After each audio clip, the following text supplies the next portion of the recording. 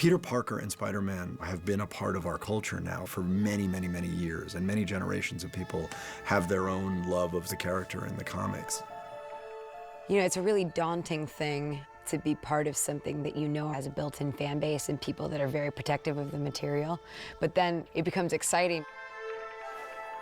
People say, oh, why would you do it again? But the comic book reinvented itself many, many times. You know, there are many iterations of Peter Parker over the 50 years, always with the same root characteristics.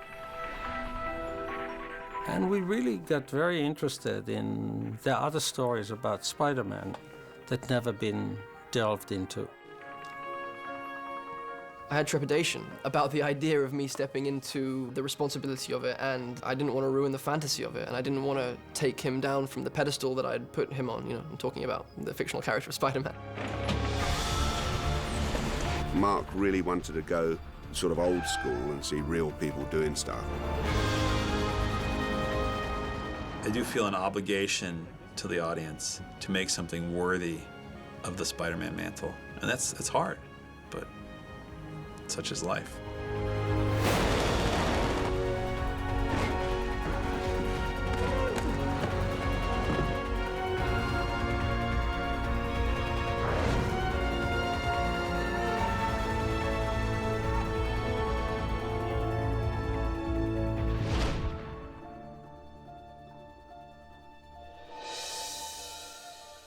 After Spider-Man 3, we talked to Sony about doing a Spider-Man 4 with Tobey. And we went pretty far down the road. There were a couple different versions of the story. And I think, you know, that ultimately there was a feeling that it was time to reinvent, you know, to start fresh. We didn't have a natural extension, because in essence you had an origin in movie 1.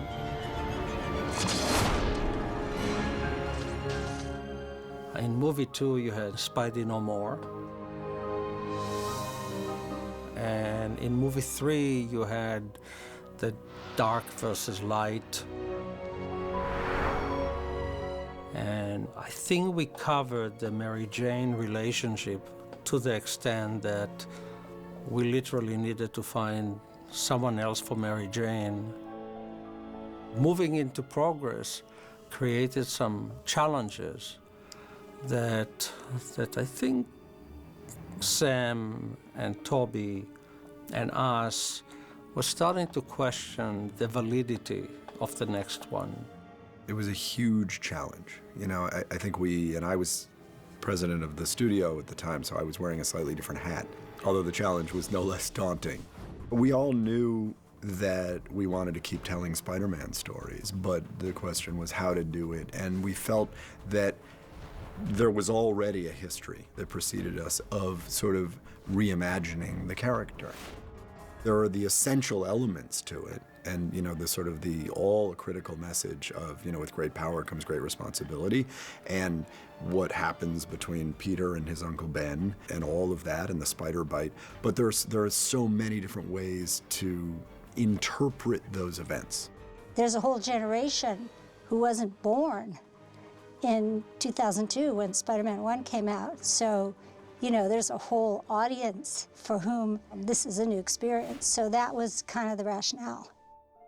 I was originally hired to write Spider-Man 4 and was really sort of excited to come in and do that because I wanted to, no one had sort of finished out a superhero franchise before, sort of on purpose.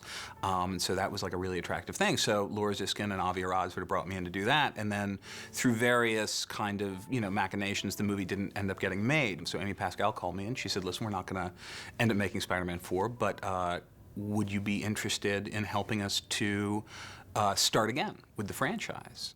Say chess! Chess! Because of where the stories went in the first 3 movies, Peter Parker grew up fast.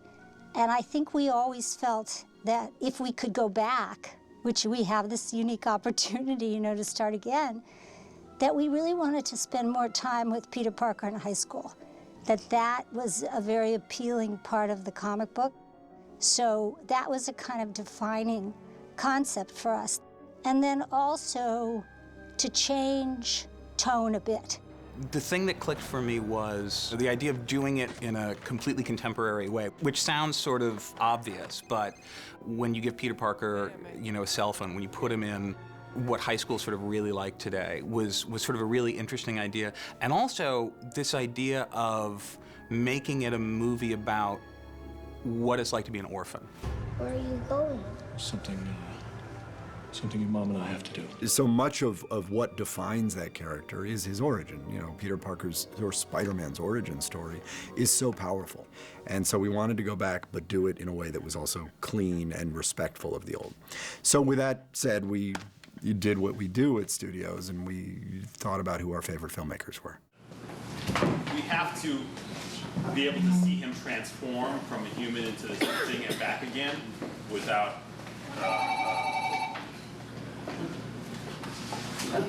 President. Is Patrick here? No, Patrick. Can I ask a phone?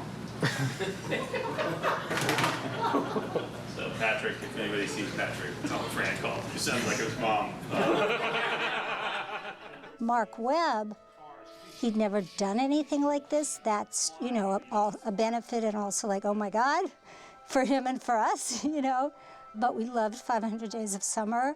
We felt that he had a unique style. And so I think it was finding a director who could speak about the character in a fresh way, but in a way that was still true to the ethos, to the gestalt of the comic books. I never thought I would do a comic book movie. It just wasn't part of my DNA, but I think when I was older, it actually became more appealing to me, because I think that you start to understand there's some really universal, deep themes that are at work in a lot of these things, and I think I started to appreciate the sophistication of the Spider-Man story in particular. The movie he did before was about a love story and came from an emotional place and was not a big special effects movie. I think was kind of a testament to how the studio wanted to make this and sort of the direction they wanted this movie to go. When his name came up, it happened to be just after I watched 500 Days of Summer. And it was so unusual. And the relationship was so fresh. It wasn't like the normal love story. Actually, it was anything but a normal love story. I knew I wanted to make a movie sooner rather than later, because I just didn't want to sit around and contemplate. I wanted to make something, and I had read a few scripts, and I met with the people at Sony, and they actually brought it up to me, and I thought it was the most absurd idea. I did 500 Days of Summer. It's about, you know, a guy who's falling in love. It has what possibly could you conceive of that would make this a good idea? But they were fairly persistent. The notion of going from 500 Days to Summer to this global endeavor, frankly, that is, you know, building a Spider-Man franchise, was pretty overwhelming. They're like, well, what do you want to do? What would make this viable to you? And I said, well, if we start over, if we invite new information about the story that people haven't seen before, and we give this kid an edge that I think that any kid who loses his parents at that young of an age, there's an enormous emotional consequence that will color his life from that point forth. Peter, come back here, please. And they were like, okay, sounds good. And I wrote some other, like a sort of specific note to them saying, this is the vibe that I'm going for. He had a genuine love for this character and very quickly got over, you know, I think being daunted by it, and saw that there was this incredible support, and that with Avi and Laura, you know, who had been there, and a studio that was completely backing him, it was, you know, it was a great challenge, and he loves a challenge. All right, so when we go this time, everybody on action, everybody has to have something in their head that they're ready to say, and then we just go, all right? Mark came in and read it and sort of immersed himself in it, and really quickly, I think, responded to who Peter Parker could be, and, you know, what a misfit and what an outcast he could kind of be. I view Peter Parker as, not as necessarily as a nerd per se, because I think nerd in the current world means a different thing, but the perennial type is the outsider. He's the guy who isn't accepted by the crowd, maybe doesn't want to be entirely, does his own thing, and that, I think, is what made it appealing to me. In the beginning of our movie, Peter discovers his father's case, and upon opening it, you see a picture, he discovers Oscorp. All of a sudden, his world turned because he found the key to find out more about his parents. And now it's Peter's movie. The search for his father is what leads him to get bit by the spider. Basically, I didn't want the spider bite to be an arbitrary thing. I wanted it to be a representation of his desire to fill a void. And I think that's one of the themes of the movie that really had always interested me, is that we all have a missing piece somewhere. We all have something that's gone, a hole, and how we choose to fill that void is how we define ourselves. And I think that was my access point for the character when we were developing the project. I'm Richard Parker's son. Peter. The inverse of that, of course, is Dr. Connors, who also has a missing piece, manifested in a much more literal way. Yes, in case you're wondering, I'm a southpaw. And he's trying to fill that, but it gets the best of him. My favorite villain of all time is Connors. Because again, it's about loss. Peter suffered the loss, and Connors suffered the loss.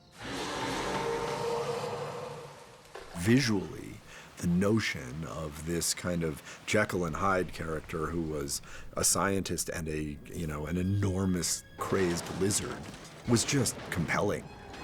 I wanted to do a villain that was, first of all, something that sort of fans knew, but also to tell a very, very simple story. And the story of the lizard is kind of like the most sort of basic emotional story there is. It's a guy who is missing something. And the story we're telling with Peter right now is about a guy who's missing something. So that always seemed to be a really close fit.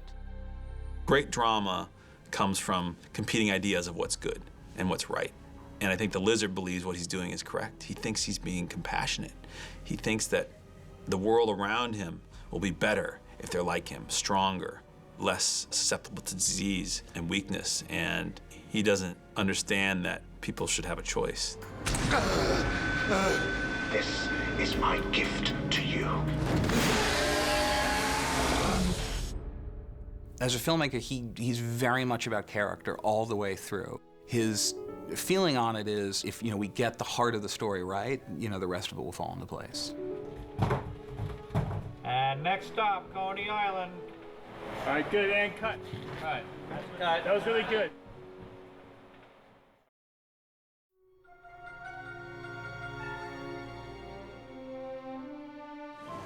What's your name?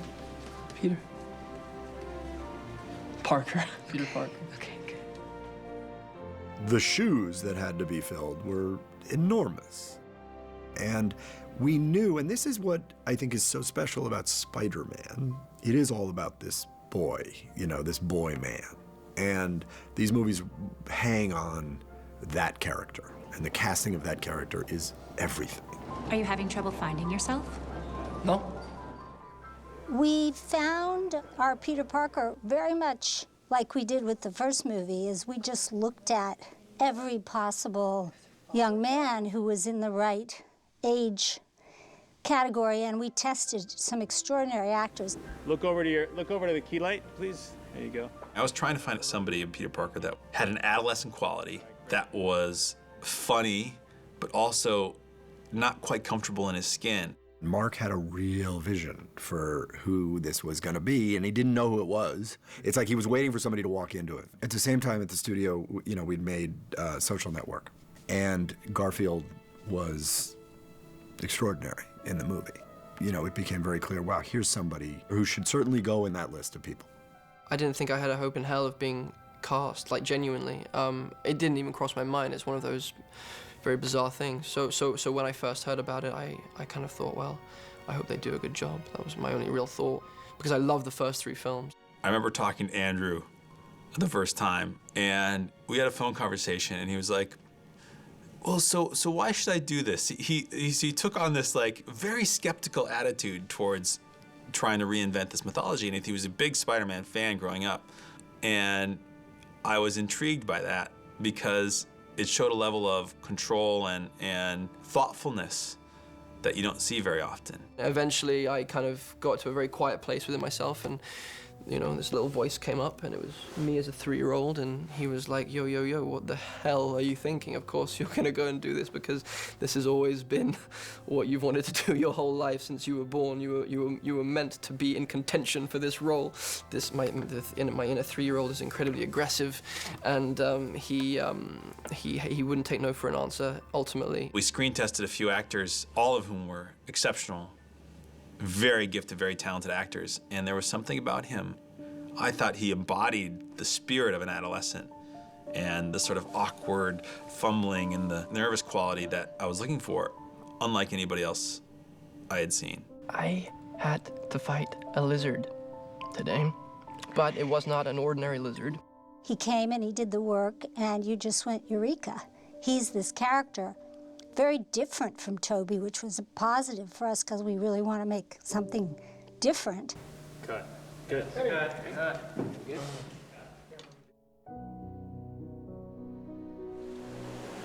That changing like the snake I might be freed to cast off flesh wherein I dwell confined. If Peter Parker is everything in these movies, then there's the villain. Because the villains in these movies are not simply one-dimensional, but they're tragic and brilliant and all that, it has to be somebody with an incredible range. The trick with finding Kirk Connors was if there's a few things. First, had to feel like a father figure in some way to Peter.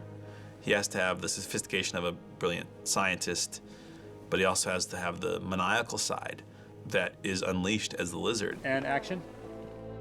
We auditioned a lot of people for Kirk Connors, and then Reese came in, and after his audition, he left the room. We were like, that's our guy. I met with Mark and the producers several months ago.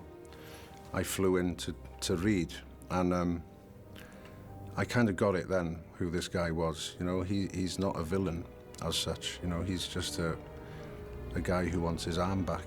But Connors does feel kind of cheated by God. You know, and he's looking for answers in science. Reese as the lizard, you know what, he came in for audition, and at least for me, for the first time in my life, I got off the couch, I got on my knees, I was walking closer and closer to get inside what he was doing. And he actually went through a trance. Took him like 10 minutes to stop shaking and so on. And you'll see this scene in a movie.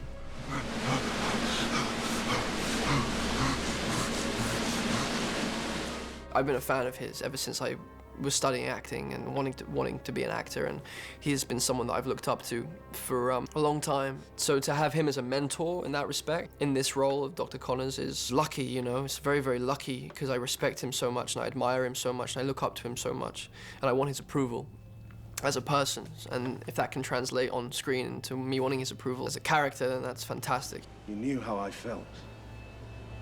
Incomplete. He had to train to live with one arm. And how does that affect your posture, your behavior? How does that affect your psychology? Do you feel inferior because of it? Do you feel like you have to compensate for it? And he took on a sort of regal attitude and pretended not to be ashamed of that and took it as his inspiration. Ready to play God? I have real, genuine affection for this guy. I'm not portraying a villain in any sense. It's a man with real, genuine needs and anxieties. There's a real pain and pathos to Connors. Are you all right? Never been better, Peter, never been better. I'm afraid I'm going to have to ask you to leave. I have a new project I'm working on, and I need to be alone. Don't worry, Mr. Parker. I'll be back.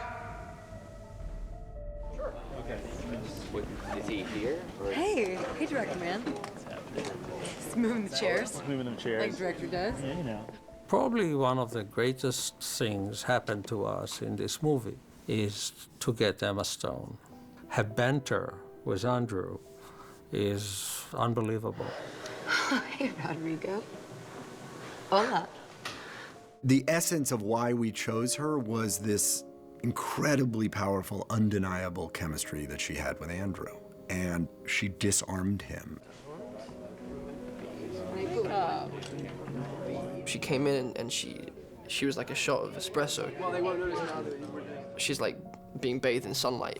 Me? She's incredibly energetic and enthusiastic, and she had this sense of play and fun, which was incredibly exciting. You boys are gross. When we tested them, there was fireworks. She could take on Andrew's improvisation and witticisms and one-up them. I mean, it was amazing to see them go back and forth, and it was really, really fun to watch them. And again, it became an obvious combination because that's what people are there for. Between Andrew and I think it's been, you know, Mark's biggest goal has been working out that relationship and making sure it feels authentic. And he kind of brings it all back down to earth, even though we're operating in a superhero universe. So I think it's really important to Mark, and it's certainly really important to Andrew and I, that this relationship would exist in a world of no superheroes. I don't know, we could, or we could do something else, or we could... Or we could... Yeah. Yeah? Yeah, either one. All right, yeah. All right, good. Okay. Gwen Stacy in the comics was Peter's first love, and she's somebody who is as smart as Peter is. He's second in his class. Oh. Second? Yeah. You sure about that? I'm pretty sure. We got a lot of crap because Emma has been known to have red hair, and everybody thought that should be Mary Jane. But when people saw her and see her as a blonde, she's magnificent. I can't think of Gwen Stacy in any other way. Action! Hey. Dad, this is Spider-Man. Get in the car, let's go. Oh, no, it can stop the lizard. Get in the car. It can stop. Let's go. You don't understand, yes, Dad. I do. Your boyfriend is a man of many masks. All right? Let me have this. Me. Well, now we're never gonna stop the lizard. I think we were all Dennis Leary fans. You know, I've known him for years, and once we had Emma, he felt like just a really great choice. He's the guy who we cast most against type. Like Dennis, you think of Dennis Leary from Rescue Me or from any of his other movies, and he's this sort of offhanded, very callous, irreverent guy. But Captain Stacy believes in law and order. And, you know, he's had a history of portraying a firefighter, and I think he has a real understanding and respect for men in uniform, and he really brought that to the table. I'm issuing an arrest warrant for the masked vigilante known as Spider-Man. I got assumed when Mark was talking to me, I was thinking, well, you know, he's seen Rescue Me. He knows I'm a multiple Emmy nominee. I'm a great dramatic actor, blah, blubbity, blah. And my friend says, oh my God, I knew he was going to cast you. And I said, yeah, because, you know, I'm such a great actor. And he goes, well, maybe, but, you know, you look just like Captain Stacy. And I go, what? And he sends me the picture, and I literally, it's one frame from a comic book, and it's Captain Stacy, and I went, oh my God, he looks just like me. So it actually had nothing to do with my acting ability. It was all about the fact that, you know, I look like the guy. And Defoe had already been in a couple of the movies, so they couldn't cast him. They had to stick with me. I love Dennis, and I wish that I got to work with him more. I feel like I just wish there was more and more of that relationship. I have cramps. Oh. Like I feel kind of pukey and just sort of, I don't know, like emotional, like I keep crying. Good. It's brutal. To have a father that's the police chief and how complicated that is to be with the biggest villain in New York City and have your father be so against him is just, you know, that's a huge conflict. He is transformed into a lizard. You know that Dr. Connors recently completed a college recommendation for Gwen? It was beautiful. When I read it, I cried, okay? We have an antagonistic relationship, and it's been fun, actually. Like, such great fun to attempt to keep up with him and his wit and his intelligence and his quickness, and to fight for the hand of his daughter is a terrifying prospect, but one that Peter has to get through and has to win. Hey, only Mark. Where do you go? Who does this to you? Please go to sleep, Aunt May. Please tell me. Aunt May, please, please, please go to sleep. I can't sleep. Don't you understand? I can't sleep. I wanted to make the relationship between Aunt May and Peter have some tension and have the audience understand both their points of view, but when you put the camera on Sally Field, you're putting the camera on the American mom, and it's a pretty intense thing. It's a pretty wonderful, sweet, powerful thing. It's certainly a much more complex Spider-Man family than ever before. And there's the whole Spider-Man aspect of the special effects and the stunts. And then there's the family part of it. And the family part of it is really about a young coming-of-age kid trying to find himself and driving his aunt and uncle crazy. And that's kind of a universal theme in life. You know, you drive your parents crazy because you don't know who you are and that you feel like they're in your way. And that's what we were doing on our side, the family side. We've had wonderful talks, and she's given me wonderful advice and wonderful support, and she's dedicated and committed, and she cares so deeply about what she does, and she has so much to give, and she gives it freely. Once we cast Sally, then we started to think about Martin Sheen, who brings a lot of the same values. And together, they created what Aunt May and Uncle Ben really would be today. Remember when we were stupid and dangerous? No. Trust me, we were. Martin Sheen is an iconic presence, much like Sally Field. And he's everybody's Uncle Ben, and everybody sort of knows and feels that affection towards him, which was a really important thing. Action. So that when you lose him, you sense that loss. And bang! You feel torn. And that is really the epitome of Uncle Ben, and I think there's very few people who can embody it as well as he can. Did you humiliate that boy? Yeah, I did. Oh, you did? I did. He deserved it. Is he the boy that hit you? Yeah. Oh, so this is about getting even then. Am I right or wrong? I liked the fact that he had a kind of a moral influence or ethical influence on the lad, you know, and that in a way, Uncle Ben is his hero and is the motivating factor for a lot of the good things he does.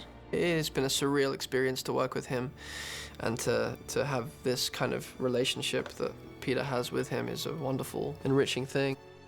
Well, you know, I've never been in this big a production. Not many people have, you know. This is enormous. What a beautiful bunch. Look at this. I just don't know how to respond to such a thing, but I'm happy as Larry to be a part of it, and I'll go wherever it takes us. And the only regret I have is that I obviously can't be in the next one, unless it's a prequel. Ladies and gentlemen, Martin Sheen.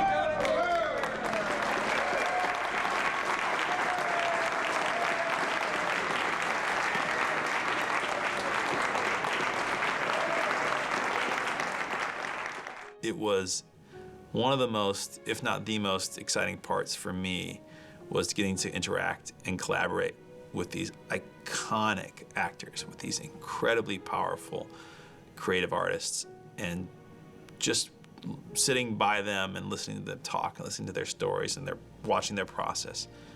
It was incredibly instructive and really inspiring.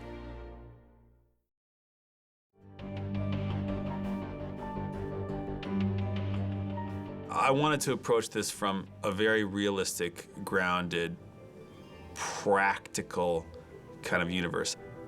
I think that because the notion of a kid getting bitten by a spider and being able to fly through the streets is so crazy, I think I wanted to go against that by creating a world that felt as real as possible. Mark's mandate when we came on was to create a new Spider-Man within a new world, so a more electronically savvy, hooked up world. He wanted evidence of technology everywhere. Earbuds, cell phones, computers, and particularly the way young people would use technology and science. Kim Barrett was our costume designer, who's fantastic. She had done, the Matrix films, Romeo and Juliet for Baz Luhrmann. She's somebody who understands both the realism that we were going for, but also wanted to make it sexy and fun and exciting and vibrant and youthful. This is the costume. This is the outfit. It's different. I mean, we're changing things up. Yeah. Kim Barrett did an incredible job, and when you first wear it, it's like, oh, okay, here we are. I better savor this moment. And it is a surreal thing when you see yourself embodying something that's meant so much to you. But there is a really interesting thing about it because it doesn't belong to you. You very, very quickly realize that it's not you. It isn't you in the suit. It is a symbol. It's just a pure symbol. I took the idea of Peter Parker creating the spider costume inside the computer, and also the idea of what would happen if there was a gigantic blast of wind and it flew a giant spider web onto a person's body. How would the spider web wrap across the form of a person and create a kind of a pattern? If it changes the ratio of how wide the web looks, whether it really is wider or not, then we should widen the web. Once we, of course, had Andrew cast, it became important that I used that idea but actually constructed on top of Andrew's real physique to create those lines and shapes into a more aerodynamic, kind of sport-like Spider-Man. We wanted the suit to express and enhance the sort of leanness of Spider-Man rather than making him bulky and clumsy. I thought it was important for him to have a spidery quality about him. Yeah, that looks really, really good. Okay. Kim did a really good job of enhancing the length and the narrowness of his body. We were trying to create a suit that felt somewhat legitimate in terms of this kid could make it, and we spent some time developing the ideas behind that. We had to believe that Peter Parker actually constructed the suit himself. So things like sunglasses, lenses, and shoes, and elements like that. Well, I was thinking, how would a kid make a suit? Well, he'd probably take tennis shoes and cut the bottoms of them and use that as the pads of the shoes. I mean, if he's making his own suit, who wouldn't do that? It seems a logical thing to do. I knew that we had to keep it streamlined and keep the silhouette simple. So I looked for shoes that, you know, kept the shape of the foot but still could support it and was still strong. And it came down to basically a track and field shoe. We looked at heaps and heaps and heaps of shoes, and these for the podiatrist, for him, and for us came up that's really great. So we chose that one, and then we worked on it, pulling it apart, incorporating it into the suit, kind of building it into a boot almost. In terms of the lenses, again, it was, well, how do you make those lenses if you're a kid? You pull them out of sunglasses. And so that's what we did. We had him pull them out of a set of sunglasses and make lenses that could legitimately be created or found in the world around Peter Parker. The lenses were something which we had to have specially created, and a friend of mine who I worked with on The Matrix, Richard Walker, and I have collaborated on lots of sunglass designs over the years, and he once again helped me create prototype lenses for us. And there are 100 sets in the world, and that's what we have. So the big change that we made was to go away from the organic web shooters and go to the mechanical web shooters. So that's a huge difference, you know, that's more in line with the comic books. To me, the web shooters were a way to dramatize his intellect and his ability to build things and his sort of scientific mechanical abilities. And what better way to do that than to have him make the web shooters? And that's what Stan Lee had done, and we always liked that idea. The best thing about the mechanical web shooters was there would be times when he needed his webs and he ran out. And what is he gonna do? And as a writer, it's always great to have a story where you have a great way for your hero to get into trouble.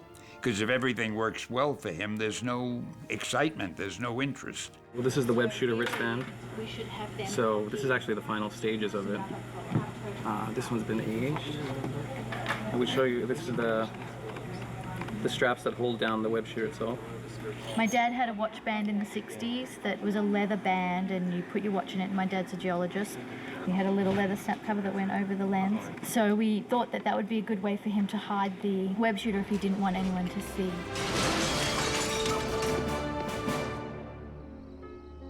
The suit is what people love. Whatever body is in that suit, it doesn't really matter. That's what I find so wonderful about this character, is that he is everyone's, and he is everyone. I had a very childlike moment when I saw him in the Spider-Man suit for the first time, because we had to do the camera test where they look at all our costumes and our hair and our makeup, and so he walked in and I was dressed as Gwen and he was dressed as Spider-Man, and I immediately just touched him because you're in the room with Spider-Man, which is really insane, and it's not like Halloween Spider-Man, it's like movie magic Spider-Man where the suit is like perfect and rubberized and just so intricate. And there was a moment where I just said to him, like, you have to understand that everyone in this room is like, we're in the room with Spider-Man. This is as Spider-Man as it gets. That suit is just amazing. It's beautiful.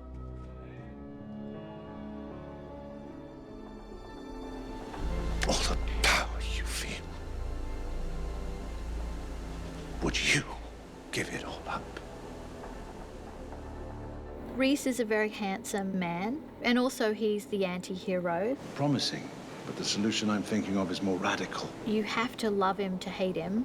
I did try and kind of give him a little bit of a old world professor look, but in a modern way. And, you know, he can carry that off.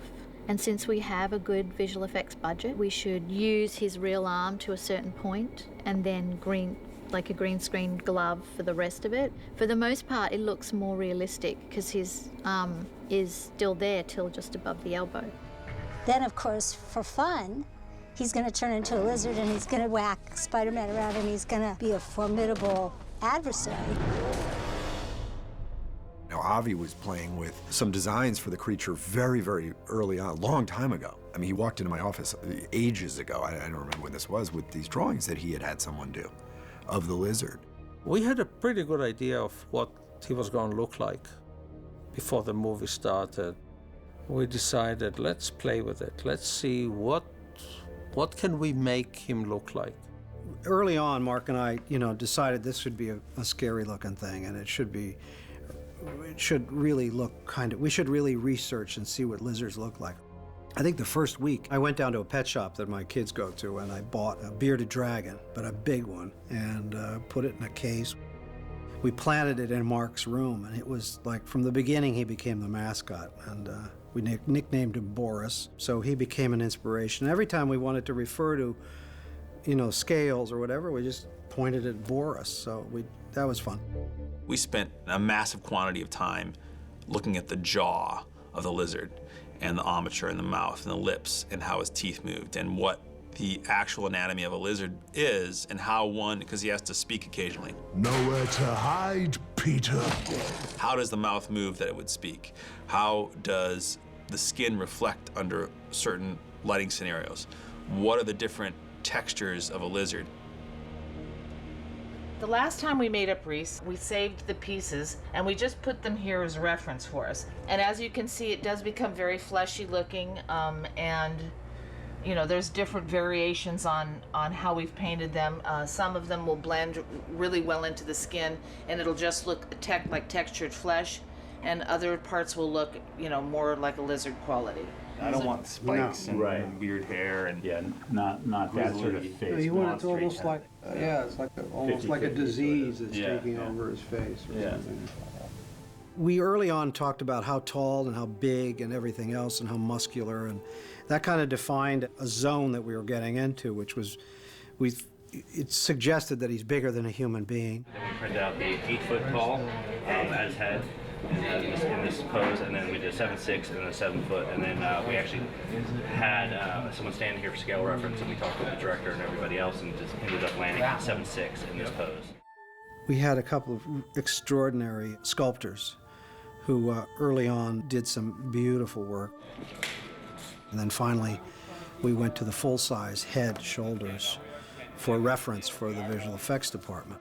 This beautiful bust, and it was extraordinary, and it's creepy looking. It's like Madame Tussauds when you walk in and you look at something and you swear to God it's going to move. This is what it would look like, so it was great. The space between the eyes is exactly the same, and we've done, a plethora of scans and studies of my skull. And then they modelled the scans they did of my head and married them with the models they made of the lizard. So, I mean, I don't know whether an audience will see it. Definitely they'll notice the eyes. But it's kind of strange, yeah. Kind of sexy. My belief is that if you can bring out the humanity in the lizard, that's the key to making it more real.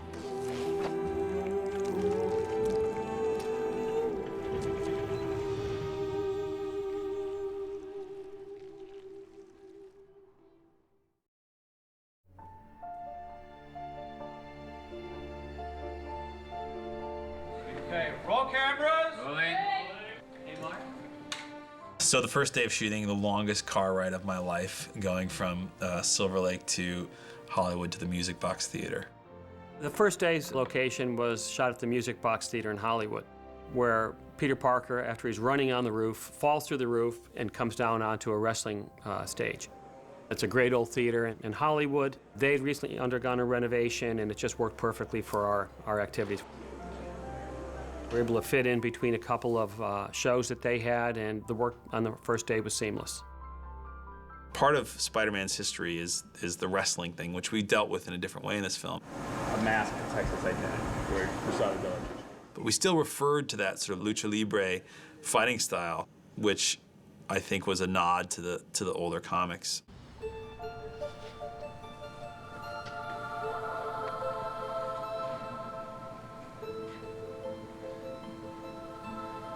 One of the things that was really important for Mark is to make things as realistic as possible. And so what we've tried to do from the very beginning is do as much as we can in camera as you possibly can before you go into the visual effects part of it, that the movements would be more natural and things like that. And I think we were smart in the sense that we got Andy Armstrong and Vic Armstrong involved in the project really early. Vic Armstrong is one of the old school legends of the stunt business. He doubled Indiana Jones, Superman. I mean, he's done it all. It's a great one where you see the body language change on the transfer. Oh, yeah. That would be really good. Vic was there to sort of shepherd a lot of the action unit stuff. I'd done my homework and watched the other movies, and then I met Mark Webb, and I could see he was on the same route as myself and my brother Andy, who I worked very closely with, in as much as we wanted to do it as realistically as we could. We wanted to go very retro with it, where there would be much more physical action, much more real human interaction, which was something that Vic and I really wanted to do as well. All right, please set up.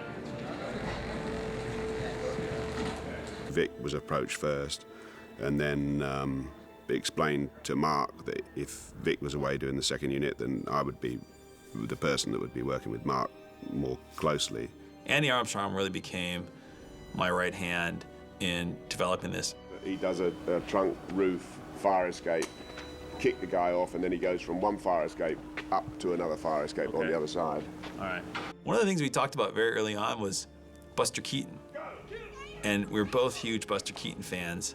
And part of that was he did everything for real. And you did things in longer takes. And that was something that we always aimed for in the stunt and the action sequences, was to try to make it feel as real and as authentic as possible. And Andy was pivotal in that. That's what they do. 3, 2, 1, action! And cut. Good. That was pretty good. Very good.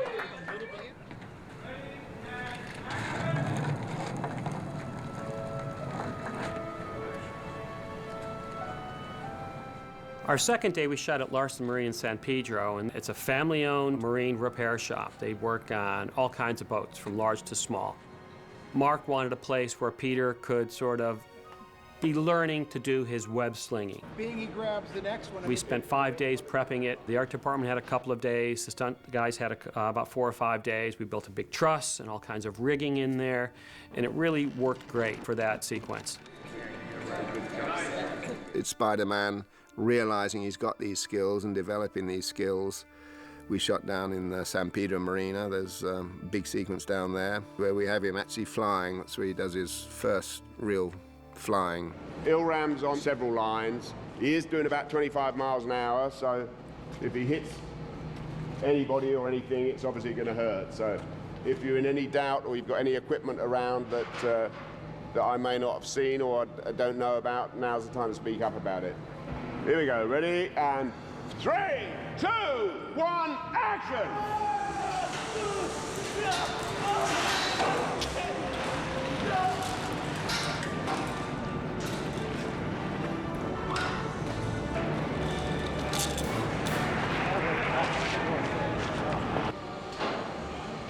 Vic and Andy Armstrong's stunt team are the best that I can imagine has to be out there. It's been a wonderful thing to get to know all those guys and to work with them, and for them to invite me and allow me into the fold, and to allow me to do as much physical stuff as the insurance allows. Which is quite a bit, actually. It's quite a fair bit that they've let me do.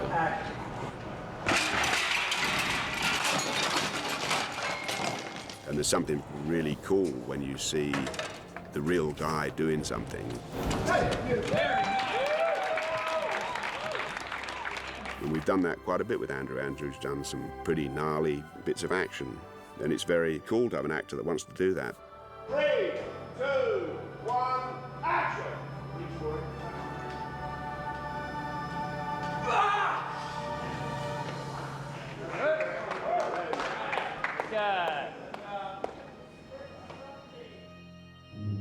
The high school is sort of a character in the film. It was decided by the filmmakers that we shoot the high schools here in Los Angeles. So we scouted literally all of the schools within LAUSD, and we branched out to many other cities. For some of the exterior work, we filmed at Taft High School off of Winnetka Boulevard. It's a great period 50s, 60s building. It looked an awful lot like Bronx High School, where we wanted to film initially in New York, but we just realized that with all the destruction that we'd never be able to film the interior there. So the little bit of high school work, we thought, let's get that in LA. Eat it, eat it, eat it. Put him down, Flash. There is a phenomena here everywhere, all over the world, of bullying. And it can be verbally or physically. And for Peter to take the position that that's not acceptable and try and deal with it, that's again a nice journey. Something different. It's not just stopping a burglar. So we are touching on that and start building his character. So we went to Taft to shoot the courtyard and a couple other pieces of work, where Gwen gets thrown out the window. I'm gonna throw you out the window now. The architecture is fantastic, and so I think once we remove a couple of palm trees from the background, nobody will ever know that we're not in the Bronx or Queens. We found a fantastic gymnasium at St. John Bosco High School in Bellflower. It's a 1960s construction building, has great lighting for our DP, and the school was fantastic to work with. Ready, action. We went there for 2 days and filmed the basketball court.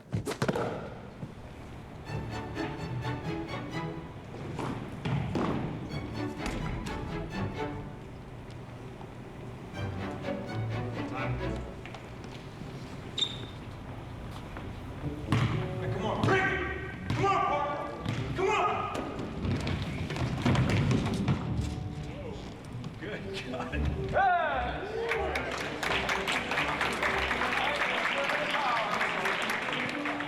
3, 2, 1, action!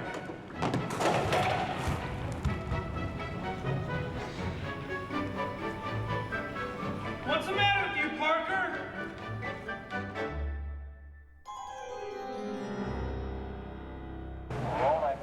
You know, there's some stuff we shot on location in LA, which you never know if it's New York or LA. I mean, the downtown Los Angeles is a very good cover for some parts of New York. Action, action!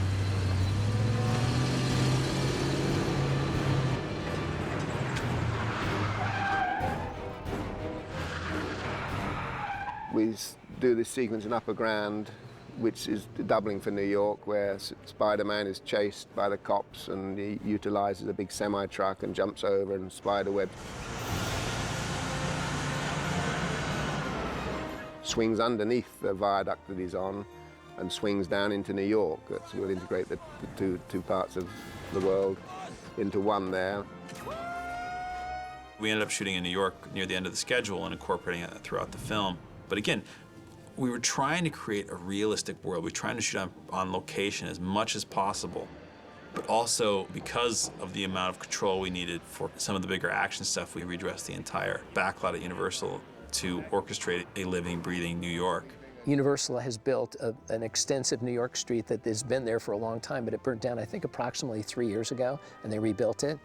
And they were just finishing it up, so it was available for us. So to have that and have Mike Revo, who's our production designer, and Leslie, our decorator, go in there and create this world of New York City for us, but it's totally controllable.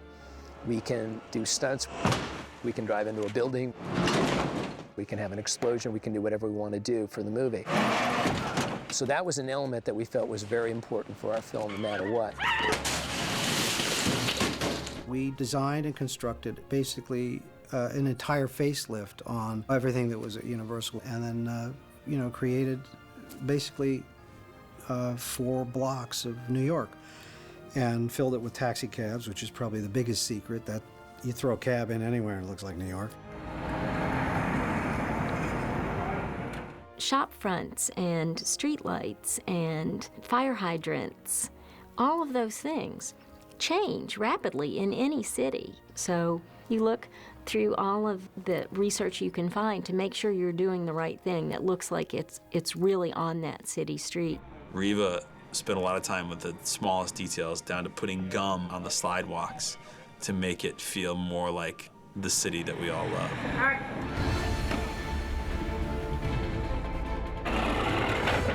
We spent a lot of money over at Universal and revamped the whole street, so we wanted to shoot every inch of it that we could, and the main unit went in there for a few days and shot the 3 crossroads there from every which way, and they changed the designs and everything else. So a lot of stuff goes on in there. We were there for 2 weeks at night. It starts off with the lizard coming up through the subway, and he has a confrontation with the SWAT team, and we put like, I think there was 900 bullet hits in the tile wall. We had to specially make the tile to match the subway tiles in New York.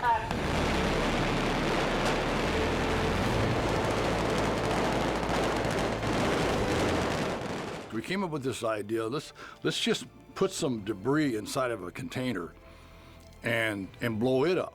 Now you've got debris in here, because that's really what you do. You want to create just chaos, and then we hang them from the ceilings. That's what the burger bomb is. And the name, the burger bomb, comes from the container.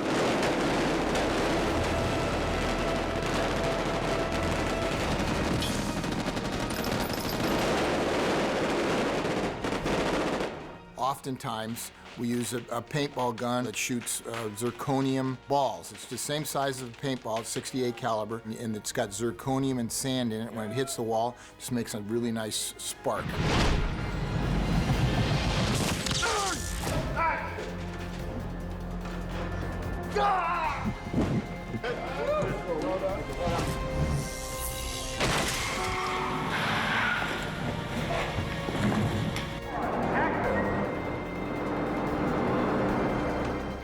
One of the first big action sequences that we shot outside, which is where Captain Stacy comes down out of the helicopter with the SWAT team, and we capture him momentarily, and we have him on the ground. And then you've got, people all around you. You've got, 4 or 5 city blocks worth of traffic and extras and all that stuff. And really, it comes down to that, that little beat with Spider-Man on the ground, which is, if it works, that's really what it's all about. Action.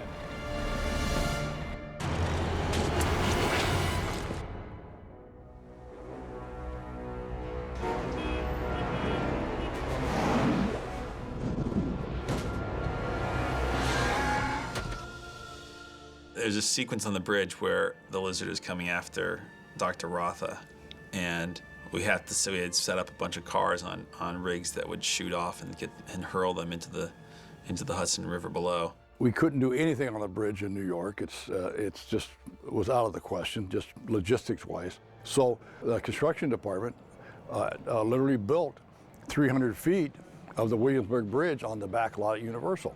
And they really wanted to show the strength of this lizard. And so instead of just taking a car and launching it off the side, we had to jump over cars. What they are is they're like gigantic pneumatic mouse traps. And we charge them with nitrogen, which is down there. It's about 2,000 PSI. This first one has 2 of them on it. And they'll go up like 10 feet in the air. It's going to be outrageous. It's very safe and very well built by great special effects guys, but obviously they're big heavy pieces of steel and there's bits flying, so you can't be safe enough. Here we go, and roll cameras. Ready, and 1, 2, 3, 4, 5,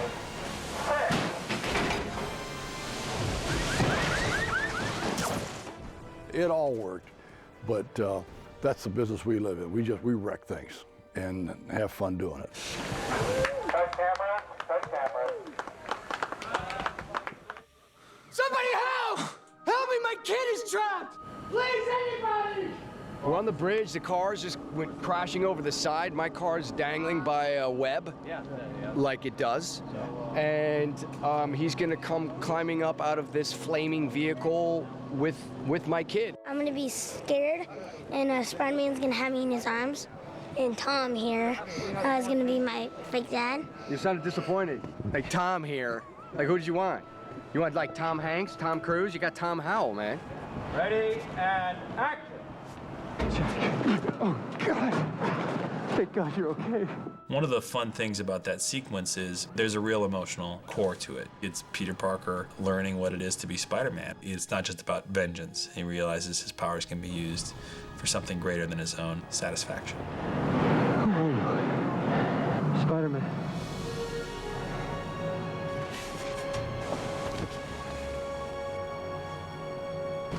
And cut. Good. To be honest with you, personally, I think the best filmmakers in the world are in Los Angeles still. The best crews ever, the best equipment, the best support. So if I can't be in the city where it's based in, I'd love to keep it here.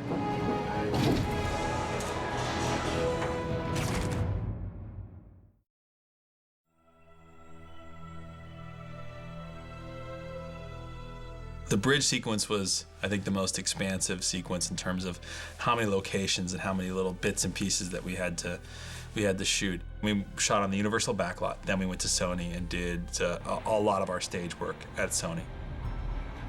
Ready and 3, 2, 1, action!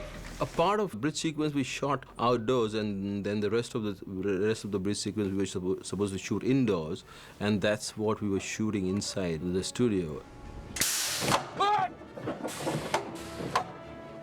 Hey.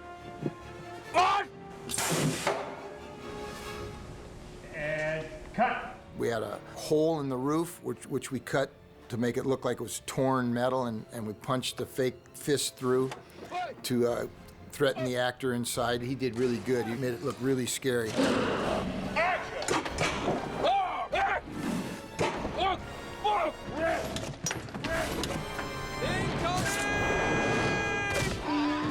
And then they hung the limousine by 4 wires with cantilevering poles and put the actor and camera inside the vehicle and bounced it around like the lizard was shaking him up and tossing him around. Action!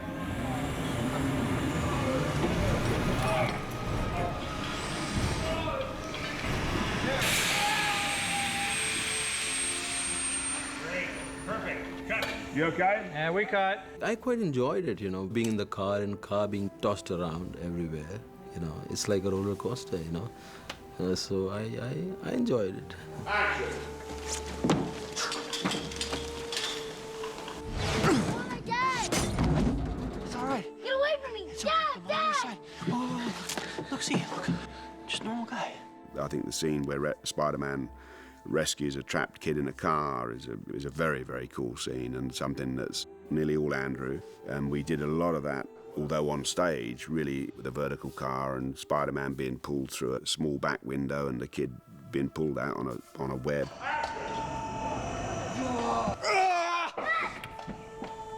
Jack, climb now! Yes, you can! The mask, put it on. It's gonna make you strong. Jack, do me a favor, a little faster, okay, bud? 3, 2, 1, drop!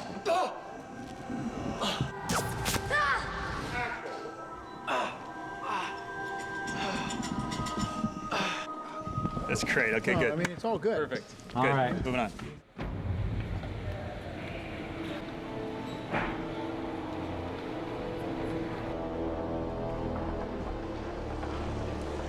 The Onion's a sort of network of sewer pipes that we built into a sort of underground lair that Spider-Man drops into and then makes webs.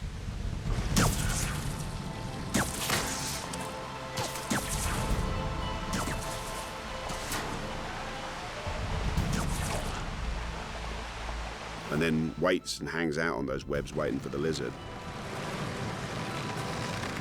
In the script, it's called The Sewer, and I didn't want to do a sewer with brick and gunk and all that stuff. I wanted to do these giant water pipes I had seen, which are part of the water and power district in New York, and they are huge.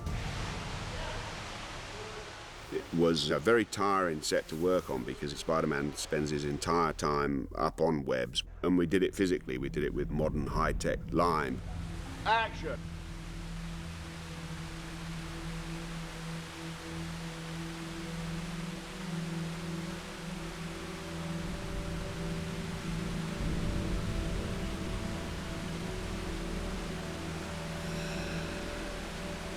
He was supported at times with a cable, but all his weight was basically like walking around on a fishing net. And maintaining this interest in spider pose and spider movement and fast-turning action like an aggressive spider would. He did, I think, a great job. I think it'll become quite a signature move within the picture.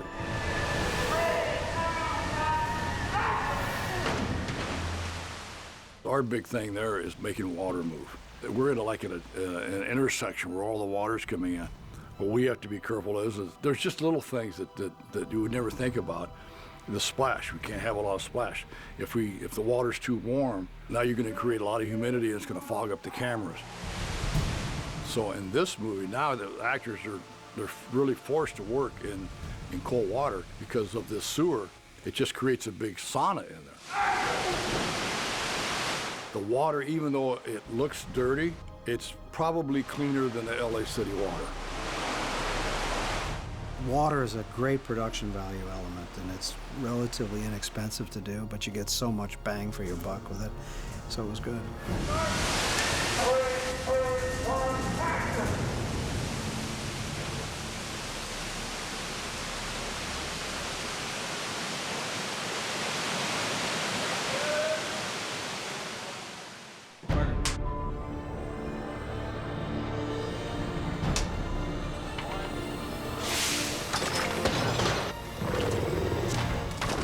There was a very large section of the high school built on stage. We staged a big battle between Peter Parker and the Lizard in there, so the whole stunt team would have to come in and basically throw Peter Parker through walls and things like that. It was a very realistic set because it reminded everybody of just being back in high school, and and we shot there for a long time. Mark. And action! Lizard!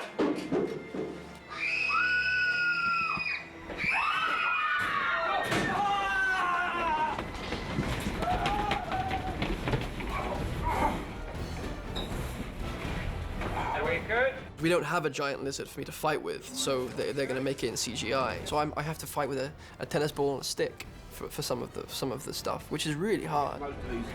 And then you got John, Big John Duff, who's the stuntman who's playing the lizard in lizard form, who is a scary looking dude because he's just so big, but again, such a nice person. Action!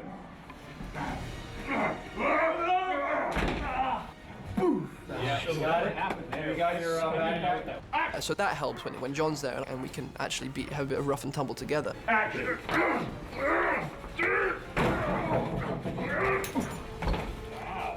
You 100? Nice. Now we cut. There's some stuff that was done in the high school that was incredibly dangerous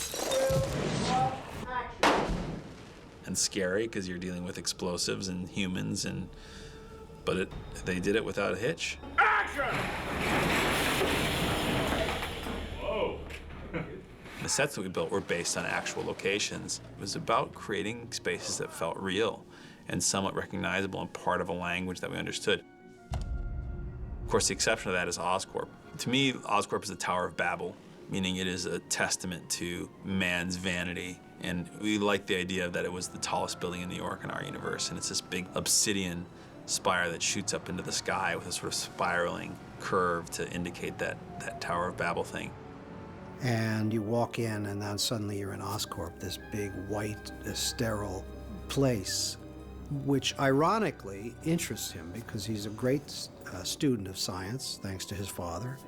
And so rather than intimidate him and terrify him, it excites him. Welcome. My name is Dr. Curtis Connors. Captain, yes, in case you're wondering. I'm a southpaw. I'm not a cripple. I'm a scientist. We took over the entire stage, one of the big stages here, and we just created this glass and gray environment. And action! We used it very effectively and economically, and we saw every inch of it. Everything is state-of-the-art, clean and sleek, and glass everywhere. As a matter of fact, I ran into one of the glass walls because I couldn't see it yesterday, so, which several members of the crew have done, so watch out if you go in there. We've approached many, many scientific companies and asked them to help us both with their technical expertise and their equipment. So their items get seen in a great-looking movie, and we get the benefit of those items for the short time that we're filming. At the beginning, we went to a couple real labs. We went down to La Jolla, and we did a lot of research and checked into what labs where they really do that kind of research look like, so we could have that sort of grounding in reality. The only two things that we really built, we built the mixing machine where Connors makes the serum to turn himself into the lizard that Gwen then eventually uses to create the antidote, and the Ganali device. Those still, I think, look very integrated into the overall design of Oscorp.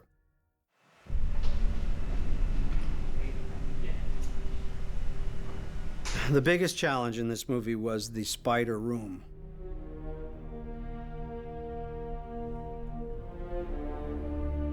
That proved to be a huge challenge. You have to create a world that's believable. You don't want to lose the audience. So I had to figure out what's going on in the spider room. How does this work? What is it? It was described originally as some big place where they collect the webs and they push them, they put them in little capsules.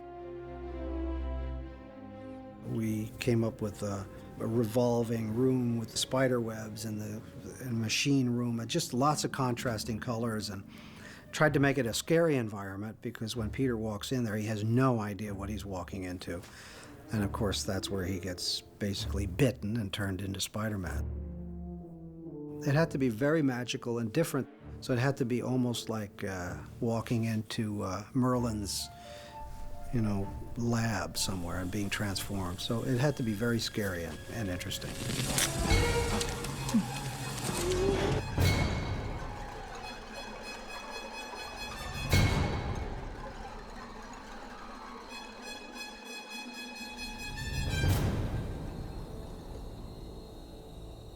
We then had to build the top of it, the rooftop. We had to build for the end of the movie, and that was a bit of a challenge because it's a big, big rooftop. So we took over another big stage here, I think the biggest one actually, and built the rooftop.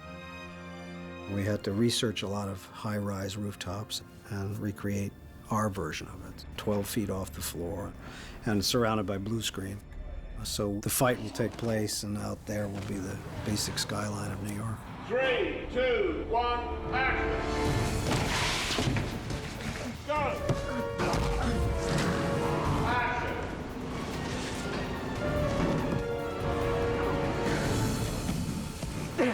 And fighting, fighting, fighting. And right!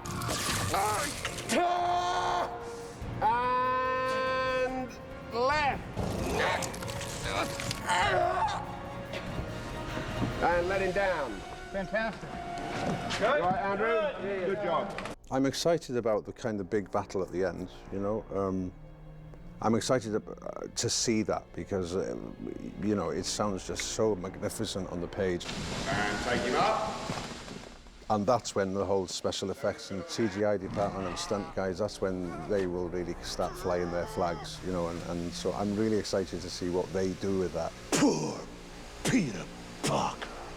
No mother, no father, no uncle. All alone. He's not alone.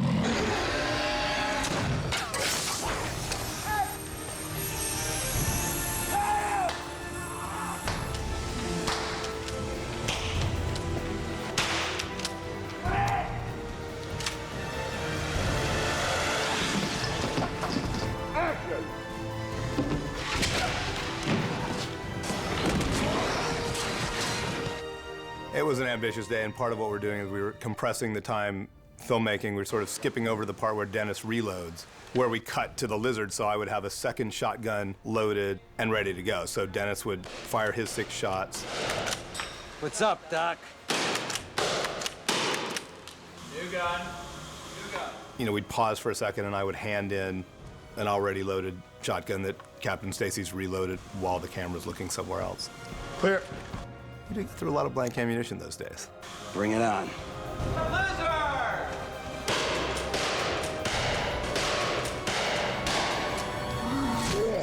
I don't think I want to die in this franchise here. I think I want to hang around.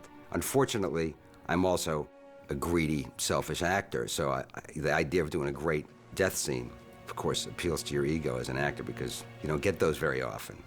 So it's a double-edged sword. I've got to find a way to talk them into having my character come back. Where, like, he's dating my daughter in the next, like, 3 movies, and I just keep appearing to him, like, you know, talking head.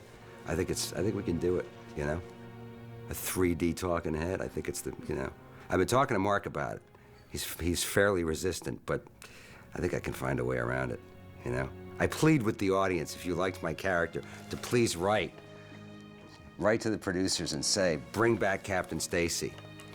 You never know. New York has always been a character in Spider-Man in the comic books and in the movies. We have always shot the bulk of the movies on sound stages in LA. I think we've successfully made it feel like New York. We're doing the same thing now. Well, that's the magic of the movies. Go. Good. Cut.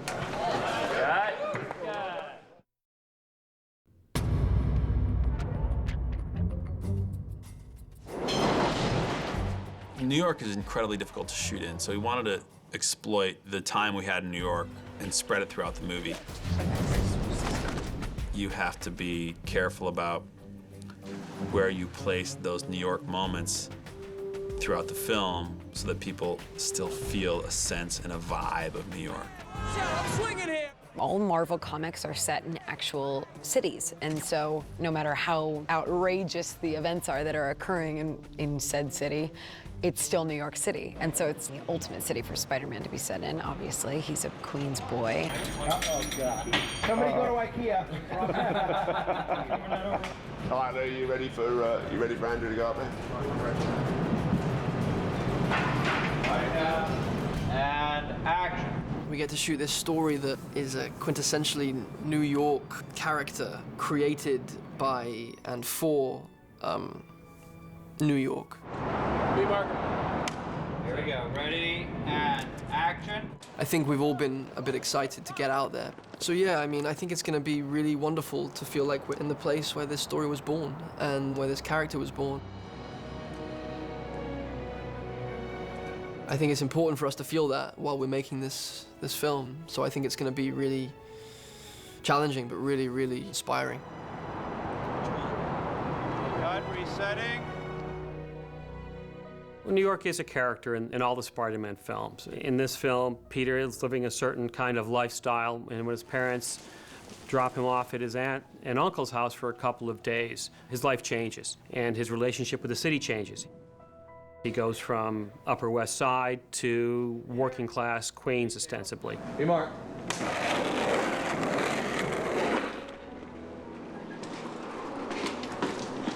Hey. We're going to be on Fuller Place for our Ben and Mays exteriors. We have 2 nights of work there, many drive-ups, drive-aways, conversations on the porch. We're going to make some rain, but it's got a great look. We know that we can get 3 or 4 doors down from our hero and look through the porches at the dialogue on the porch. 2 of my teachers showed up, and Flash showed up. Everyone but you. It's nice to work in a neighborhood like that. It's a very homey, family-friendly neighborhood. Going to be doing a lot of plate work on the Williamsburg Bridge for the sequence where the lizard finally makes his appearance, which will be very, very cool to do. Most of his victims are suspects. Some of them are serious rap sheets. They're calling him a vigilante. Okay, he's not a vigilante. He's an anarchist, okay? We're going to film in Midtown. Hey, Mark. at our Oscorp.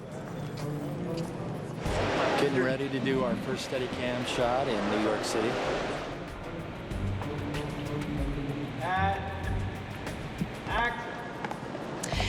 Welcome to Oscorp.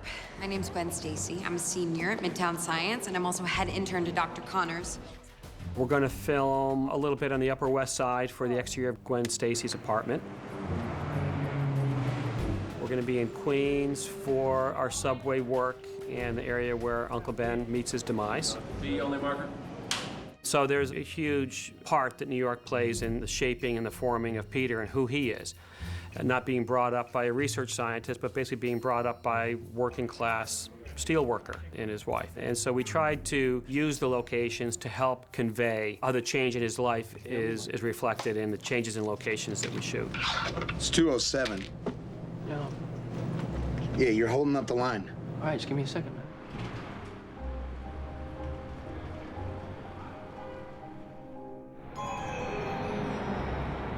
Under Riverside Drive, you don't get locations like that anywhere else other than New York. We have this great location in New York, which is underneath the elevated subway. So we'll have you start here, Doug. First of all, we're going to build this traveling winch rig where we're going to do 180 feet of it under an architecturally fabulous elevated roadway in New York, and we're going to travel him along on that with cars and vehicles dodging him, and should all be stunt drivers underneath him.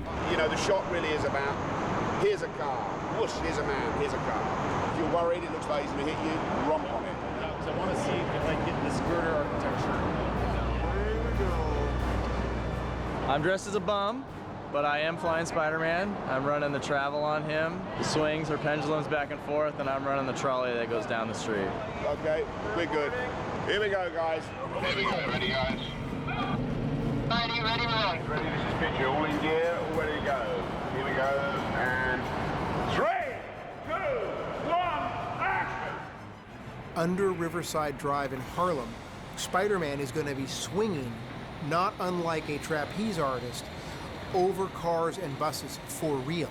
This is not a CGI creation. This is, we are going there and this is what we are really doing. And every time we can really do this with a person, we have done it in this movie. And stopping there. All right, very good. In between those swings, we've built a vehicle which literally is like a giant puppeteer rig, which is 30 feet high, and so we can travel him along at any speed we want and then puppeteer him around, still by his hands, but he can do these giant swings, and we can obviously bring him in super close to cars or over the top of cars or over vans and things. Once he's swinging, he's as skilled as he might be, still 80% passenger. I'm gonna run on that truck while swinging. It's gonna be fun. Here we go, guys. Ready? In gear, lights on, flashes off. So he's flying down the road on the end of a cable. He's got to be trusting that if something is coming his way, that he's not going to be able to get out of the way, that the guy watching on the end of the button is going to press the button and suck him out of the way. We've got one bus scene where Spider-Man is swinging down. This is when he's early on, just learning to swing and fly, and he hits head on into a bus and rolls down the side of the bus. 3, 2, 1, action! I start right like this. We hit the trip, he falls down. He hits the button to activate the trolley. I turn him around with my legs, and as the trolley goes down, I'm spinning him. The bus itself be moving, 15, 20 miles an hour, and we're dropping him from above the windshield. It's a kind of a complex, dangerous thing, and that'll be good when that's done too, but that's a great gag. 3, 2, 1, go!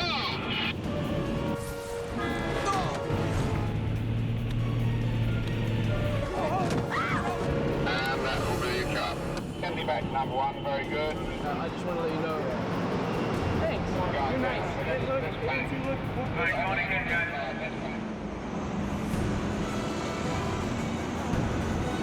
Stand by, guys. Here we go. That's shit. Hey, Mark. Action!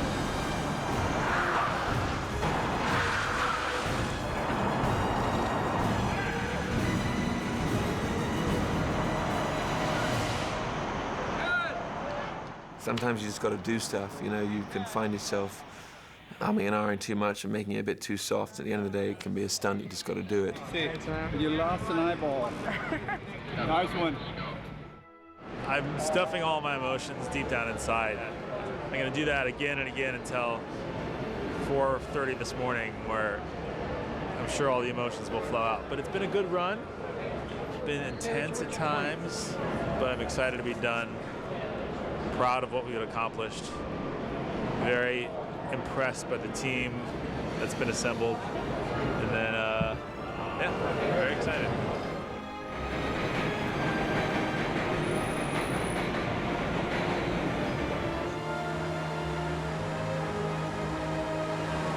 Tell me, Mark.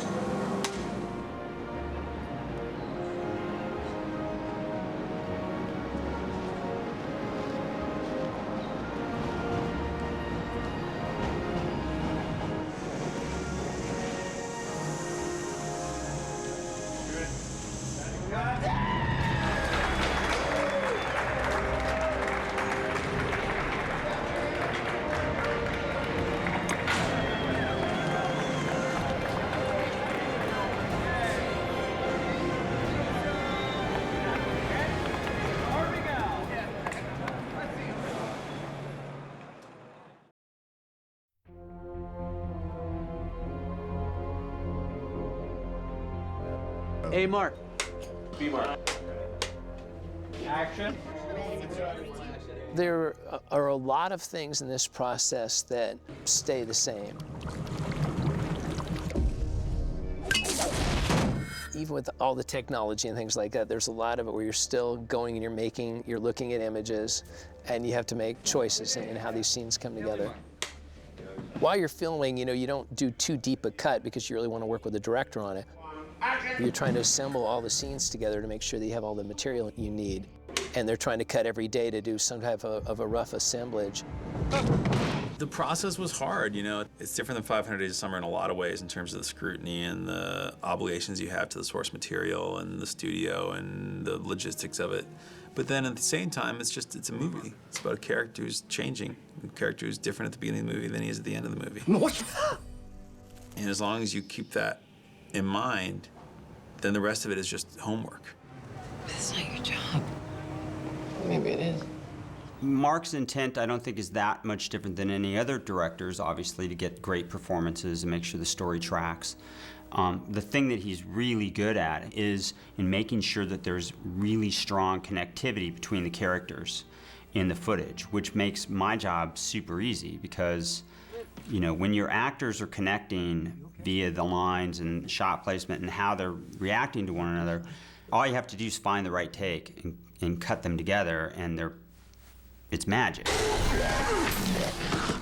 And I was really impressed with his action, with his ability to get fun, entertaining, on the edge of your seat drama within the action sequences, which we didn't really have any of that in 500 Days, so I hadn't really seen any of that before. Freeze! And we had a huge amount of footage. It seems odd to me that, like, on a movie like 500 Days of Summer, where you maybe shoot, the equivalent of 250,000 feet of film, the director gets 10 weeks to do his cut. Then on a movie like Spider-Man, where you have 2 units rolling the whole time with 2 to 3 cameras and you're shooting the equivalent of maybe 2 million feet of film, you still only get 10 weeks to do your first cut. So, when you have these enormous action scenes, as well as these really important dramatic scenes, it's nice to have a helping hand. Mark would sit predominantly with Alan. They'd bring me in, talk about something they wanted me to work on, a sequence, a scene, and then I'd go away and try a bunch of stuff and then show it to Mark. And then Mark would, work with me for a while, and then it would end up back in Alan's room, and so that's kind of how it worked out. There's nothing like having a fresh pair of eyes that's non-threatening, somebody that you really trust, who kind of takes your baby and changes it around, and then you get a look at it and go, wow, why didn't I think of that? You get a whole different perspective, and I like to think I did the same thing for Mike as he did for me. I mean, that I found to be really valuable.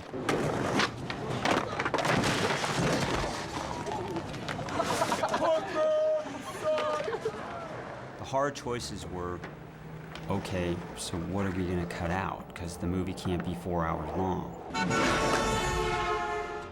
So, I mean, the amount of footage that we have, you know, like, what is the right amount of that? Because it was so good and so powerful, and there was so much of it. I'm beautiful, aren't I? At the end, it becomes a bit of a balancing act, but now when you talk about it, it sounds like, oh, you know, there's a scientific way to achieve that, but in reality, there isn't. You just kind of start at the beginning, and you plod your way through, and you know, you do the best you can, you watch it, and then you react to that, and then you watch it again, and you make changes accordingly. You can work on a sequence over and over again, but then you have to watch the movie as a whole and say, okay, this part is sagging, or I get this piece of information, I don't need it anymore. And even after you've done that and watched it a bunch of times, you don't really know until you sit in front of an audience, and then you can really get a sense as to where it's playing or not playing. So it's, you know, it's what we do as editors, is trying to find the quickest way from A to B and still be entertaining. Okay, hold it there. Mark has a real sense of how he wants things to play in terms of timing and how scenes, you know, transition from one another and juxtapose. So the director's always sort of that common, you know, constantly making sure everything fits properly in terms of thematically and pacing. And obviously the editors are responsible for a lot of that, but the director is the one who sort of paints a brush across it all, makes sure it fits right.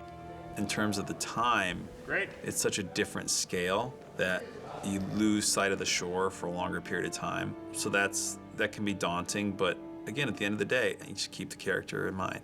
What's Peter doing? Where's Peter at? And that's all you really can do. I mean, just trying to find the truth in the moment and stay loyal to that.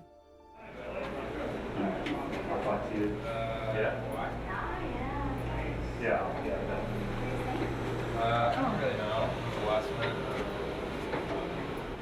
Mark had a really specific vision for the reality of the world that Spider-Man lived in. And he thought it'd be really, really cool to just have Spider-Man react with present-day New York rather than a stylized version. This one? Great. But that makes the visual effects work a lot more challenging, because then you have to push this level of reality. It has to integrate very cleanly with the rest of the way that the movie looks.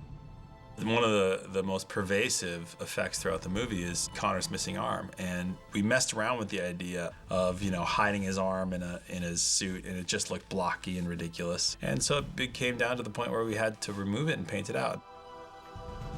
And they're challenging on a technical level, making sure that when the arm is removed, that what's remaining of the real sleeve is going to move properly against the remnant of the arm, but it actually has a huge impact on your impression of the character, and the fact that, you know, while he wants to pursue creating the serum and continue taking the serum, even though he knows that he's selling his soul to it.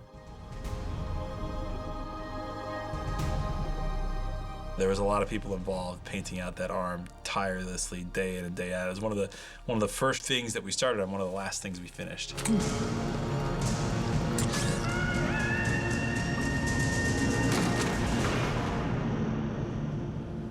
Down in the sewers was our big place to showcase the webs. When he creates this sort of trap for the lizard, the basis for it was some cabling that was set up from the stunt crews that the actors could climb across, and that gave us the movement on the webs that we had to match when we were using the photography of the actors. ImageWorks removed the practical cables and replaced them with digital web lines. To convey the director's story point that Spider-Man uses genetically engineered webs, ImageWorks artists referenced polymer and silicone to root the design in the physical world. The strength of the web line comes from its continuous solid core, and then more fine, barbed details give it visual interest.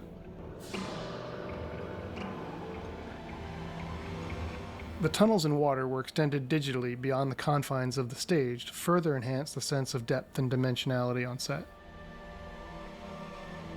Enhanced by digital water effects from Scanline Inc., ImageWorks also created a completely digital version of the set.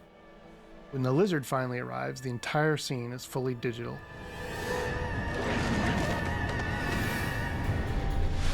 Digital environments were also required in the part of the scene where our characters plunge into the murky depths of the sewer tunnels.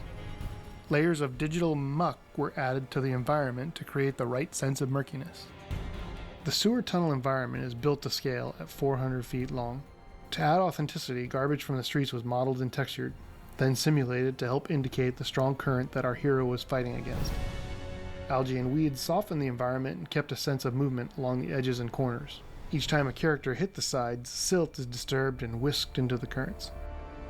I actually really enjoy that sequence because it uses 3D in a way that's a little bit more counterintuitive. It's about sort of this constricting space. And the other thing is, you've never seen Spider-Man underwater. This is the first time you see him battling underwater, and there's that added sense of urgency because you can't breathe. And of course, the lizard is much more comfortable in the sewer water than is Spider-Man.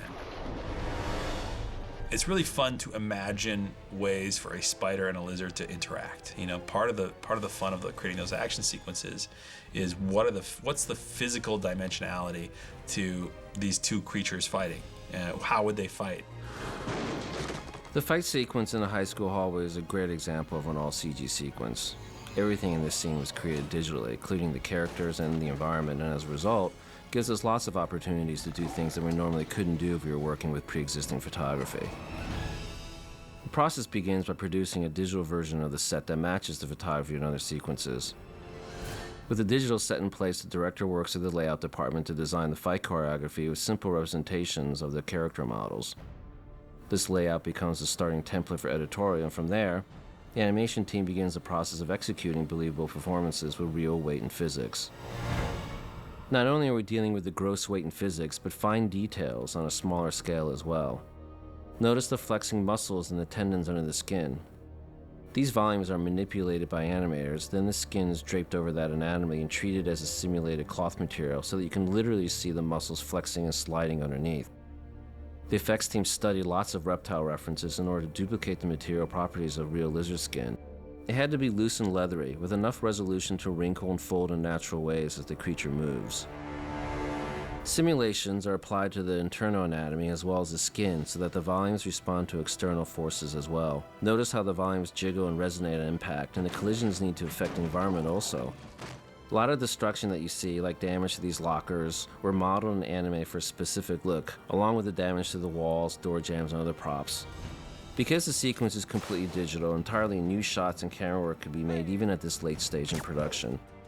As an example, the director can take a shot like this chase across the ceiling, and with animation already complete, is able to design more compelling camera work for a series of shots that supports the action in a much more interesting and dynamic way. Especially when coupled with effects details like dust, debris, sparks, and atmospheric depth cueing. The final result puts audiences front and center in a dynamic balance between nuanced character animation and dramatic composition of light, color, modeling, and effects.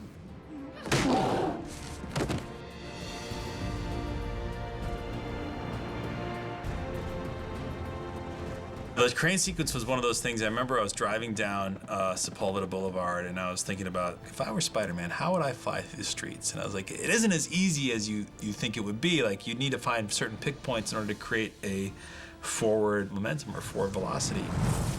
And I looked up and there was a crane, and I was like, well, that's how he would do it. He would use those cranes. And I like the idea of all these cranes coming over the street and creating a pathway for Spider-Man, and the idea of him seeing these people helping him out for once. And it's something that inspires him to push a little bit harder and go a little bit further. The movement of Spider-Man swinging is really inspired by what the stuntmen did in earlier parts of the movie.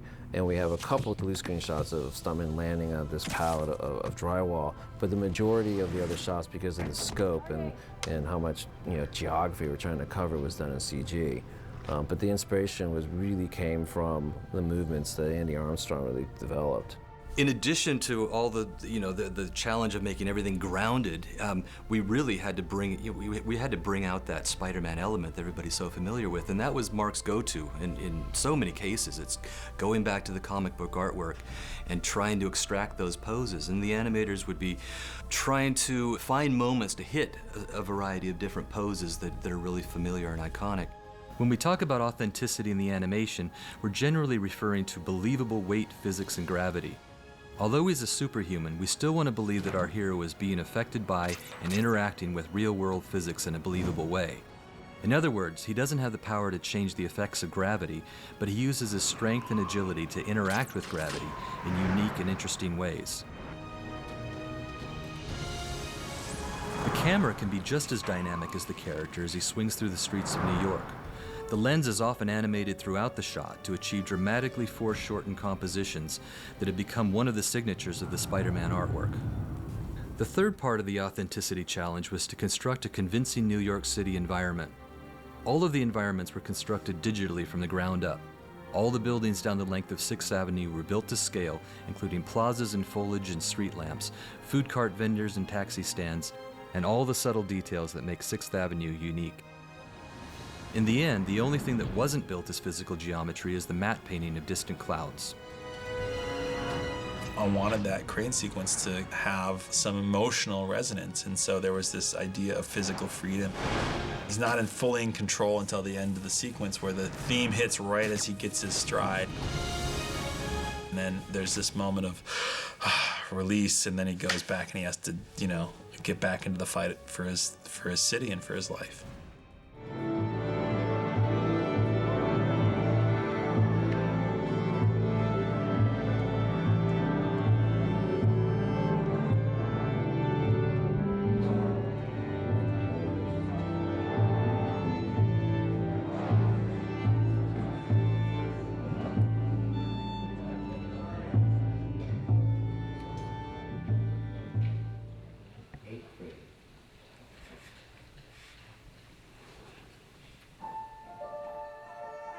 You know, I was really excited about creating a very specific, very simple theme that you could play with one hand on a keyboard.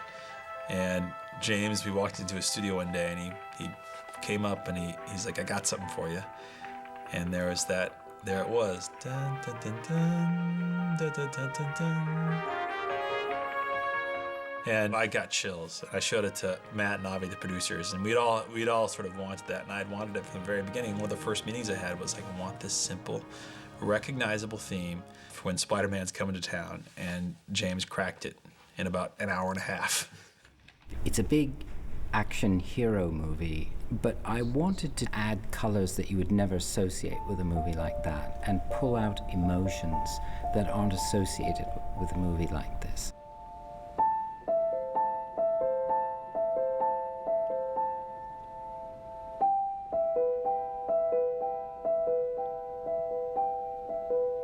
It's already, you know, it doesn't even matter what the notes are, you already cast a certain mood and a spell with just hearing that. And just putting that kind of music in a film like this says reams about the approach of the filmmaker and the approach of the composer. Because it's not a heroic thing. It just works on you in a different way. Once again.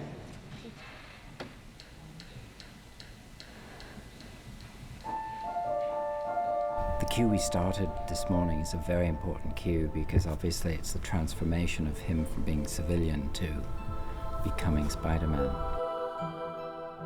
And what I'm listening to in the headphones is vocal tracks, electronic tracks, and pre-laid them.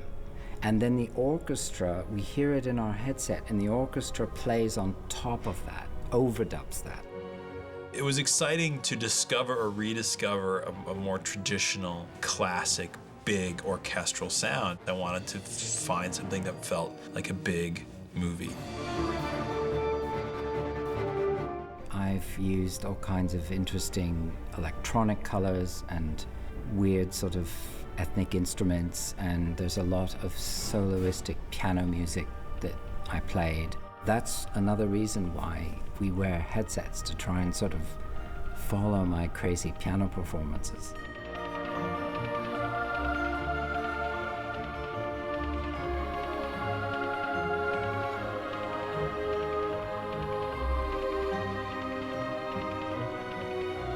He managed to create a sense of the environment within the score. And I think about New York as a jungle. What are the sounds that emerge from it?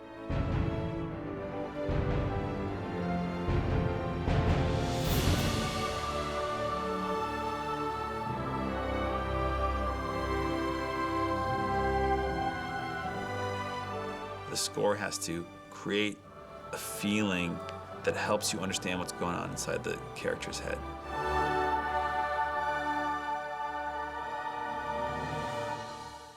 There are these huge bombastic scenes with this big 120-piece orchestra. And then there are these intimate scenes where I score it with just a voice soprano, and a piano, or just piano solo.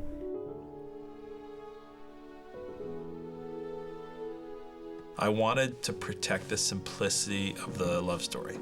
I wanted it to feel delicate and a little bit fragile, despite all the massive spectacle and the marauding intensity of some of the action stuff. It was really important to create a feeling of smallness in the midst of this, to keep it feeling like there was this little kid.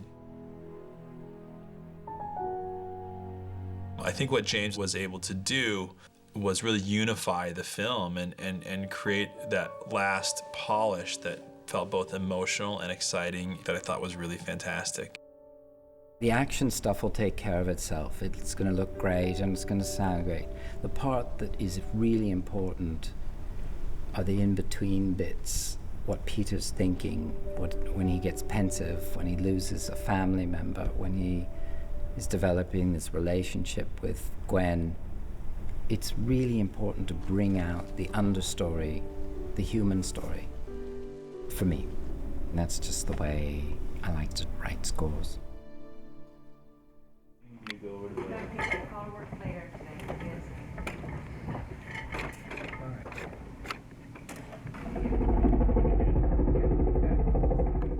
With the music.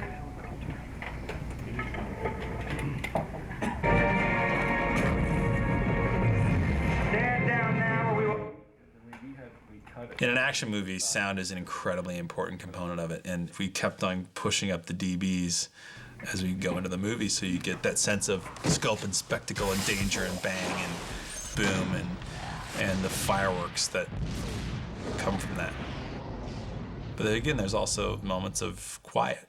Like on the bridge, you know, we took out a lot of the sound effects. When he climbs into the van for the first time, there's no music, there's very few sound effects, because we wanted to create a sense of stillness, which is really fun to play with in a film where people expect it to be, you know, wall-to-wall action.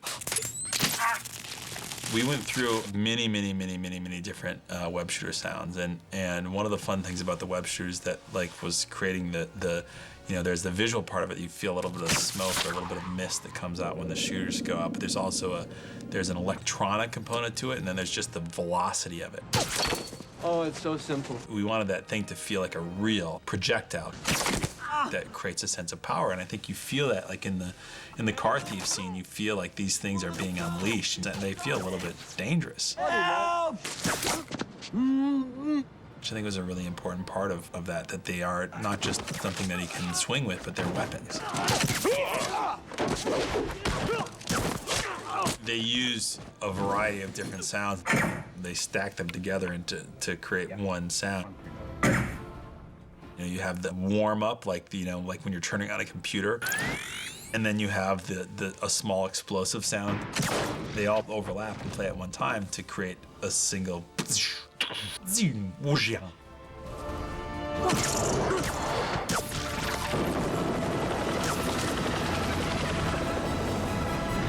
With great power comes great responsibility.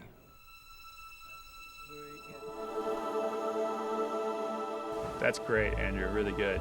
It's hard to separate the movie from the experience of making the movie.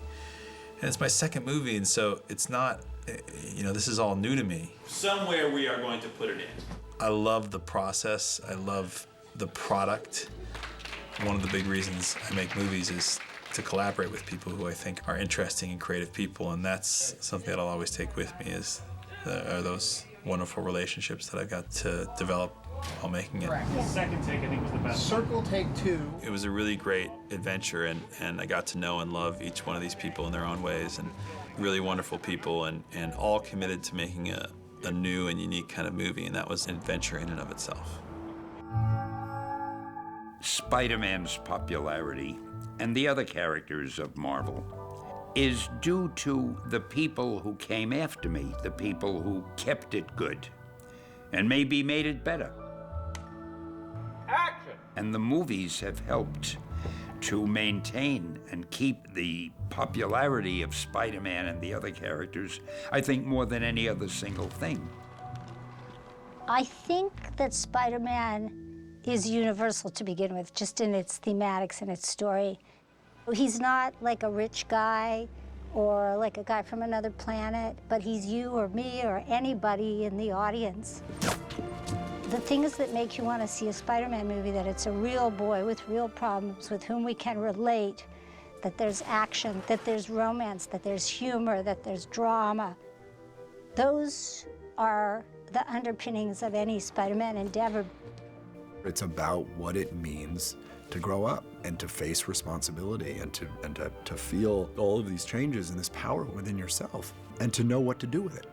It's just it's very simple and very powerful and the stuff of great drama over and over again. I've been all over the world with Spidey, and he is so well loved. Parents like him, the kids like him. His physical abilities are like one of the greatest athletes ever lived. So it's all good. Why did it endure all this time? That's the word phenomenon. No one will ever know. You're not gonna get in the way of my plan, Peter Parker! I pinch myself every day going, shit, man, I'm in a Spider-Man film. This is like, you never, ever, ever have dreamt it. The honor of being in it and the amazement of being in it. But that coupled with doing intelligent and incisive explorations into the human condition, to have both in one package is just joyous. When a movie's based on a book or on a comic or on a cartoon, it seems that the audience kind of has a prior knowledge of the characters and are therefore kind of rooting for them, and the fans of movies in this kind of capacity are so exciting. They're like my favorite kind of people in the world, and there's a real sense of community in the audience and a real sense of passion. The one thing I feel like I've learned is when you're making a movie like this, you absolutely have to listen to the fans as much as humanly possible, and then you have to go away and make the film you want to make. Did you tell the boy the truth about his father? There's parts of the story that I think were obviously designed to go into a second movie, but I try not to think about that. And ultimately, at the end of the day, the audience is going to decide if they want another one or not. And I'll cross that bridge when it comes. I want to see him a bit happier next time. He hasn't been that happy during this story. Like, he's had moments of joy, but he discovers very quickly that the life of Spider-Man is not all it's cracked up to be. It's actually pretty tough. And obviously he's got to go through some struggle, but I'd really like to see him in pure joy for a while. You can't still go through your legs. It goes down sideways, George. Why don't you tell us about your day? It's another reason I need to be in the next 5 Spider-Man movies, because otherwise my kids are not going to think I'm cool for a long time again. Dear Spider-Man producers, bring Captain Stacy / Dennis Leary back. I'm not telling you what to write, I'm just suggesting. Dennis with one N. You think about Peter Parker, you think about Spider-Man, you think about the mythology, you think about that character you saw growing up, and it's hard not to feel emotional and nostalgic and protective and exhilarated and scared and nervous and all these other things. But I don't know if you can ever adequately evaluate your own work. It's too close to you. It's loaded and filled with a lot of bad days and good days, and it's 2 years that it took to make this, and people have been born and people have died and people have gotten divorced and people have gotten married, and it's a chapter in your life. It's not just a movie.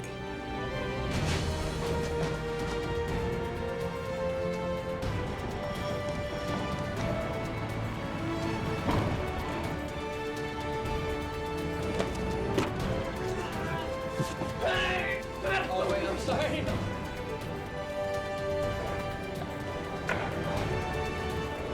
And cut. Let's go one more time.